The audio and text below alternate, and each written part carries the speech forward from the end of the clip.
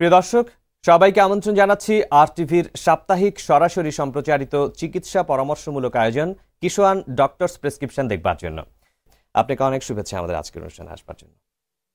জি, আমরা জানি যে গত 28 ফেব্রুয়ারি ডায়াবেটিস সচেতনতা দিবস পালিত হয়েছে এবং সেজন্য জনগণকে ডায়াবেটিসের সচেতন করবার জন্য আপনারা বিভিন্ন কর্মসূচি হাতে নিয়েছিলেন এবং আমরা অনেক আলোচনা শুনেছি।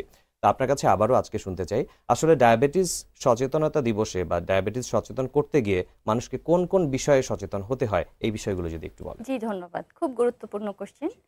আসলে আমরা যদি অসুখগুলোর দিকে তাকাই তাহলে দেখতে পাই এক ধরনের অসুখ আমরা চিকিৎসা করে একেবারেই নির্মূল করে ফেলতে পারি।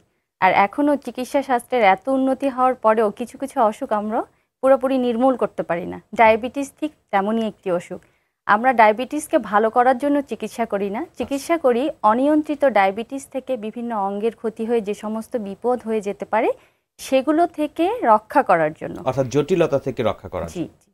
এবং একই সাথে দেখা গেছে ডায়াবেটিসের অনেক ধরন আছে। এর মধ্যে যদি আপনি দেখেন তাহলে 95%-এরও বেশি হলো টাইপ 2 ডায়াবেটিস এবং এটা প্রতিরোধ করা সম্ভব। এই বিষয়েও সচেতনতা জরুরি।